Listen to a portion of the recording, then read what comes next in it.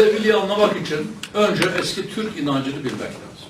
Çünkü Alevilik dediğimiz hadise, kestirmeden söylüyorum, eski Türk inancıyla Ehl-i Beyt Müslümanlığının bileşimidir. Eski Türk inancından birçok unsurlar Alevilik içinde devam eder. Ben bu arada Alevilik derken Türk Aleviliğini kastettiğimiz baştan belirttim yani. Alevilik diyorum ama Arap Aleviliğinden farklı olabilir. Türk Aleviliğinde eski Türk inancının belli başlı inanç esasları ve hatta ibadet esasları devam eder. Öyle olunca eski Türk inancını bilmek gerekiyor. Nedir eski Türk inancı? Yani kadimden beri gelen, binlerce yıldan beri gelen bir Türk inancı var. Türklerin bir inancı var. O ne? Onun en keskin ve tartışma götürmez delilleri Orkun kitabelerinde taşlara yazılmış. Ya aksini iddia mümkün değil. Taşa yazmışlar. Ondan öncekiler söylenceler, rivayetler, bilimlik araştırmalar falan onlara girmeyeceğim. Onları yazdım ve bu ay yani Kasım ayında çıkacak kitabımda biraz var ama asıl bitirmek üzere olduğum bir kitap var. Onda bütün bunları bilimlik delilleriyle yazıyorum. Ama o ayrı bir iş. Çıkacak o. Şimdi biz burada kısaltarak söyleyelim. Eski Türk inancı şöyle. Bakınız eski Türk inancı diyor. Dini demiyor. Çünkü eski Türklerde bugünkü anlamda, sosyolojik anlamda kurumlaşmış olan din yok. Eski Türkler hangi dinden olursa olsun, insanlar eğer onların inançlarına uygun yaşarlarsa uçmaya gideceklerini, eğer yaşamaz, kötü yaşarlarsa tamuya gideceklerine inanırlar. Onun için kimsenin dinine karışmamıştır. Türk devletleri kimsenin dinine, inancına karışmamıştır. Eylemine karışmıştır. İşine. Dolayısıyla yani eski Türklerde bugünkü anlamda sistemleşmiş ve kurumlaşmış din kurumu yok. Ama inanç var. İnanç öyle bir hal ki Tanrı inancının gereği olarak hayatın her damarından akar. Her hücresine nüfuz eder. Öyle bir inanç. Çünkü eski Türk inancına göre Tanrı göktür. Gök de Tanrı'dır. Gök Tanrı sözü yanlış. Gök Tanrı diye bir şey yok. Göğün kendisi Tanrı'dır. Tanrı göktür. Yani ne demek Tanrı gök? Yani varlığın tamamıdır Tanrı. Böyle inanıyorum. Ya ben misyoner değilim, ha kimse yanlış anlamasın. Ne Gök Tanrı dininin ne de Aleviliğin misyoner değilim. Sadece bilimlik araştırmaları ortaya koyuyorum. Yoksa ille de böyle inanın falan diye haşa öyle bir şeyim olamaz. Çünkü öyle inanmak benim inancım, öyle demek benim inancıma zaten aykırıdır. Ama söylediğim başka bir şey var ki onu isterim. Esas olan eylemlerinizdir, işlerinizdir. Eğer işleriniz doğruysa siz doğru insansınız. İşleriniz yanlışsa siz yanlış insansınız. Esas olan bu. Böyle bakıyor atalar. Yani Tanrı her varlıkta, varlık içindedir. Yani kestirmeden söylüyorum ama iyice hazmedilmesi için net söylüyorum. Her şeyi yaratan Tanrı'dır. O sonsuz kudrettir, o bayattır, yani ezelidir, o mengüdür, yani ebedidir. O her şeyi kapsar, her şeyin de içindedir. Bu inançta Tanrı var mıdır, yok mudur tartışması olmaz. Çünkü varlık vardır, öyleyse Tanrı vardır. Tanrı var mı? Yani hayır, yani Tanrı var mı? Gök var mı? Var, öyleyse Tanrı o zaten. Yani gök varsa Tanrı o. Ya ayrıca bir yerlerde oğluyla ya da işte arkadaşı ruhla birlikte bir yerlerde oturan, bir gezegende oturan, cennette oturan böyle bir Tanrı yok. Böyle bir şey yok yani. Tanrı her an her yerde. Ama her şeydir ve her şeyin de içindedir.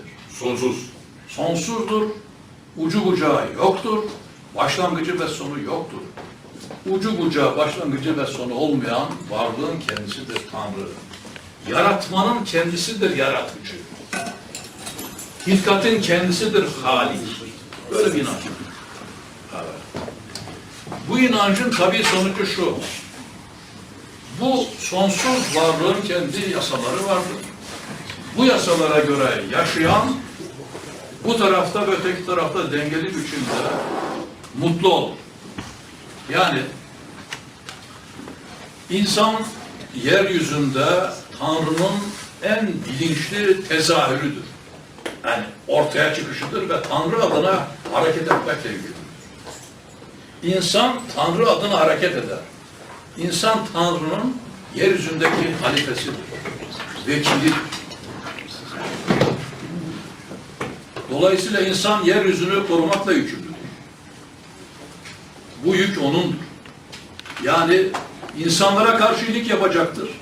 İnsanlara kötülük yapmayacak. Hayvanlara karşı iyilik yapacaktır. Kötülük yapmayacaktır. Ağaçlara karşı iyilik yapacak. Kötülük yapmayacaktır. Taşlara, havaya, suya, toprağa, ateşe iyilik yapacaktır. Kötülük yapmayacaktır.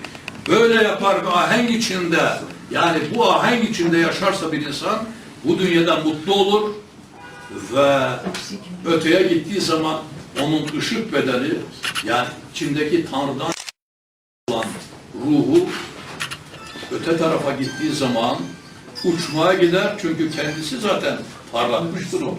Kendi kendisine yapmıştır cennetini. Eğer karartmışsa tamuya aşağılara gider. Dolayısıyla iyi insan olunmalıdır. İyilik yapılmalıdır. Yani bu tabii bu kadarını söyleyelim ama burada önemli olan Tanrı'nın bu algısıdır ve bu aynen Alevilikte devam ediyor. Aleviliğin, Türk Alevisinin Tanrı inancı budur. Buna İslami bir isim konmuş ve vahdet-i vücut demiştir. Bir adım ilerisi vahdet-i mevcuttur. Mevcut olan her şeyin birliği. Tanrı budur. Yani Alevi inancında Tanrı budur. Bu Sünni inancında yok mu? Var. Sünniliğin tasavvuf ekollerinin bir kısmı da aynen bu inancı savunuyor. Bu inançtadır. Buna vahdet-i vücut denir. Vahdet-i vücut. Vahdet-i vücut ve vahdet-i şuhud meselesi vardır İslam tasavvufunda. Vahdet-i şuhud İmam Rabbani'nin görüşüdür. Vahdet-i vücut haktır fakat gerçek vahdet-i şuhuddadır der. Yani bir kademede vücut ama aslında şuhuddadır der. Yani bu sıralarda bir parantez, bu sıralarda bir Yunan asıllı bir bilim adamı bir doktora tezi yayınladı ve o doktora tezinde Osmanlı'nın son dönemlerinde vahdet-i vücut anlayışının terk edilip vahdet-i şuhud anlayışına geçildiğinden öyle diyor. Geçildiğinden Balkanlarda Türklerin artık eski hoşgörüsünü kaybettiğini ve dini zulümler yaptığını, bu yüzden Balkan halklarının Osmanlı'ya isyan ettiğini söylüyor. Diyor ki vahdet-i vücudu dirilten, yeniden Türkiye'ye getiren Melami Piri Mustafa Kemal Atatürk'tür diyor. Bu bir doktora tezi. Ben bunu söylemem ama böyle iddia var derim sadece. Atatürk'ün melami olduğu konusunda da ayrıca çok yaygın, Bektaşi kökenli melami meşrep olduğunu söyleyen çok yaygın söylentiler var. Bilmem. Çok da önemsemem. Atatürk Atatürk. Ya, bu Atatürk. Evet. Türklerin atası. Efendilerim, bu inancın, yani bu Tanrı gök inancının tapınması, içimizde Aleviler var dediler. Tunceli Alevisi varsa onlar daha iyi bilirler. Tapınması sabah güneş doğarken, akşam güneş batarken ve dolunay zamanı aya bakıp Tanrı'ya yakarmaktır. Aleviler bunu devam ettiriyorlar ama Tunceli saklayabiliyor. Çünkü Tunceli'de Sünni denetlemesi olmadığından onlar korkusuzca bu tapınmalarını sürdürüyorlar. Ama başka yerlerde Sünniler bunlar güneşe tapıyorlar dedikleri için abi güneşe tapmıyorlar. Yani Kabe'ye dönen Müslüman Kabe'ye tapmadığı gibi güneşin doğuşunda ve batışında güneşe dönüp Tanrı'ya yakaran, göğe yakaran Niye güneşe dönüyor? Çünkü güneş göğün yani Tanrı'nın yeryüzüne hayat veren tezahürü. O Tanrı'dan, Tanrı değil. Hiçbir şey Tanrı değildir. Tanrı sonsuzluğun kendisidir çünkü. Onun için Ela Hak sözü de bir sarhoşluk sözüdür. Sarhoşluk sözüdür. Yani sekerat halinde söylenen bir söz. Matematiğe aykırıdır zaten bu. Yani ben matematikten zayıfım ama bazı şeyleri biliyorum. Ezberimde kaldı. Mesela matematikte sonsuzla kıyaslanan her şey sıfırdır. Yani şöyle diyelim, 1 trilyonu yazın üstte, alta sonsuz yazın eşittir sıfır. Bırakın bir kişiyi, 1 trilyon yazsanız yine sıfırdır. Sonsuza nazaran her şey sıfırdır. Ama her şey de sonsuzdandır. Yani buradaki inceliği anladınız. Şimdi Türklerin böyle bir inancı vardır. İbadetlerini belli günlerde topluca yaptıkları zaman saz eşliğinde ilahiler söyleyerek yaparlar. Saz. Hangi saz? Kopuz, çeşni kopuz vesaire. Yunus Emre diyor ya, çeşni kopuz diyor. Ahmet Yesevi de ruhlarının gıdasıdır çengürebap diyor. Çengürebap. Yani musiki ile beslenmiş, raksla geliştirilmiş bir tapınma biçimleri vardı eski Türkler. Bu aynen Alevilikte de devam ediyor. Samak dediğimiz hadise budur. Yani Alevinin tapınması budur. Tapınmak sözünü de küçümsemeyelim. Tapınmak sözü tapmaktan gelir. Tapmak bulmak demektir. Tanrı'yı bulmak yani. Tapınmak Tanrı'yı bulma işleminin adı. Taptık emre diyoruz. Taptık oldu. Ama bu söz bugün Doğu Türklerinde yaşar. Taptın mıdır? Tap geldi. Al gel ya. Dışarı. Ne buldu? Taptın mı? Yani bulabildin mi? Tapmak bulmak demek. Türkçe'de tapınmakta Tanrı'ya erişmek için yapılan eylemler.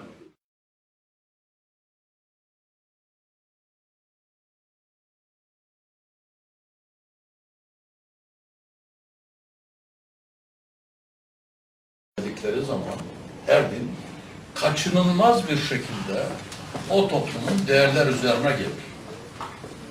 O toplumun bilmediği hiçbir şey söylemez. Hep bildiklerini söyler, bilinenleri düzeltir. Bütün dinler böyledir.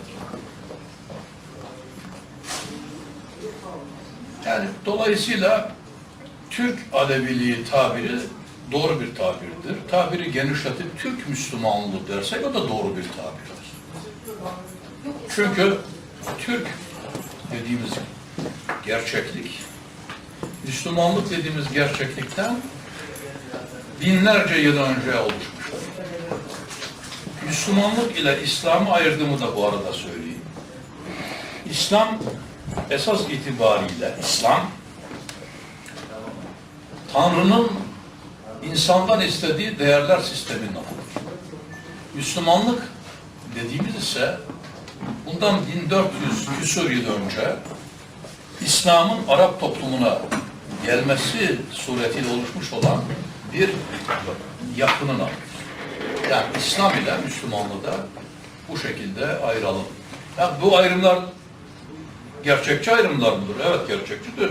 Yani mesela Müslüman ile mümin de farklıdır. Kur'an-ı Kerim'deki bir ayete göre şöyle diyor. Ey Arabiler! Biz mümin olduk demeyin. Siz Müslüman oldunuz. Ama iman sizin kalbinizin derinliklerine inmiş değil. Kalbinin derinliklerine iman inmişse mümindir. Ama Müslüman toplumuna dahil olmuşsa, dahalet etmişse o Müslümandır. Daha mümin değildir.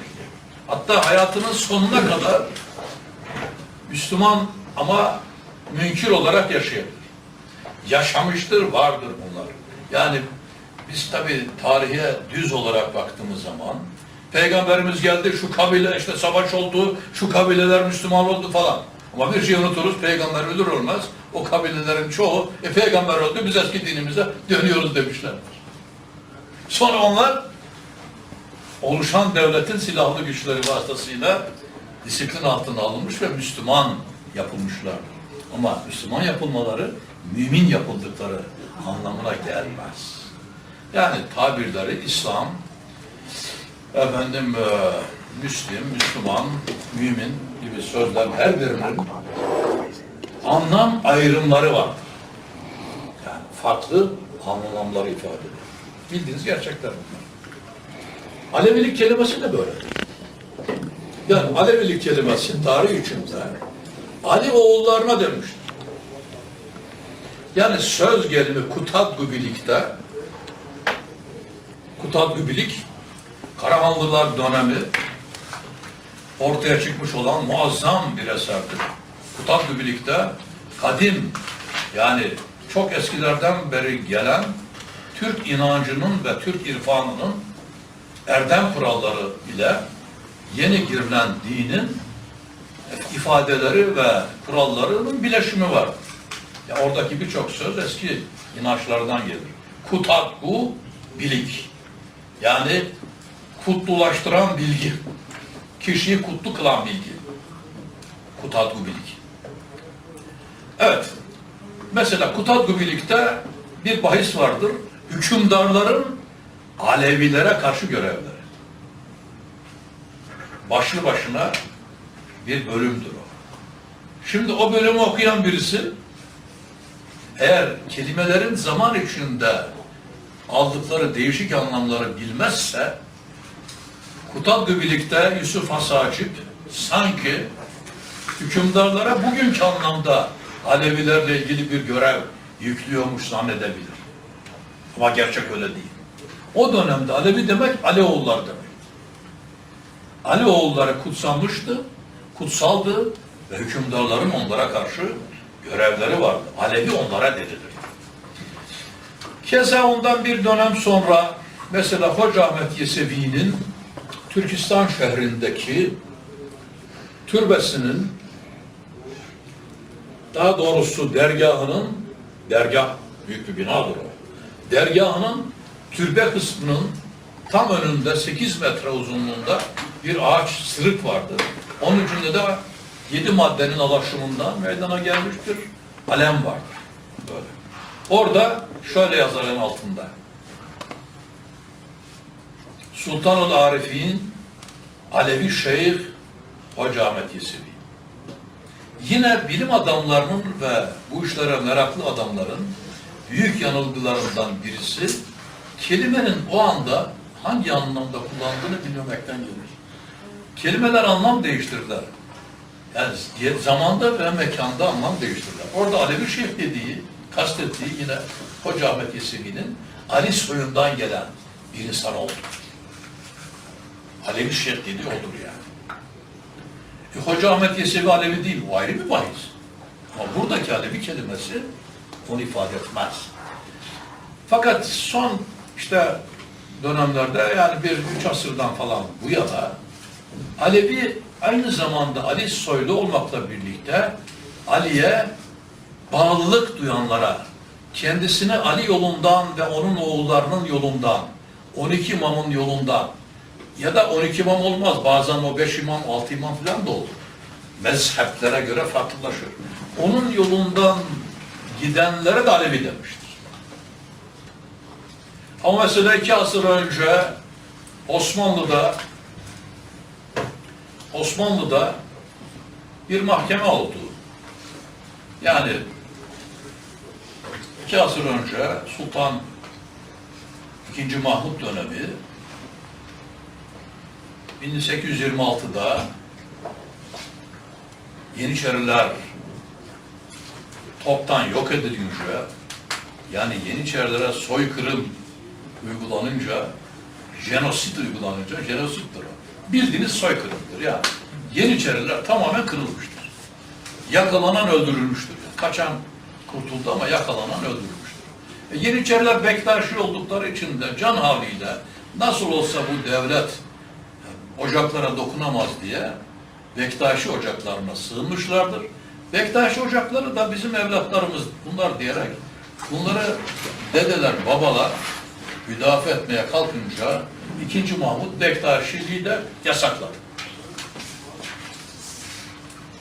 Bektaşiliği yasakladı 2 sebepten. Bir, artık onları koruyacak bir Yeniçerlik yoktu. İkincisi de onlar Yeniçerileri korumuşlardı. 2 sebepten. Tabii ikinci sebep söylendi zahirden. Ve yasaklandı. Yasaklanınca Türkiye Bektaşilerinin büyük piri, şeyhi yakalandı ve Feyzullah Efendi yargılandı ve idam edildi. Onun oğlu Hamdullah Çelebi posta oturdu. Hamdullah Çelebi tekrar Bektaşiliği sahip çıkınca onu da yargıladılar ve o yargı süreciyle ilgili zabıtlar yayınlandı. Dergimizde yayınladık. Derginizde mi yayınlandı? Okuyanlar bilirler. Yani orada mesela söylediği şu, yani bakış açısını söylüyorum. Hamdullah Çelebi biz Müslümiz diyor. Siz diyor Sünnilik diye bir din icat ettiniz diyor.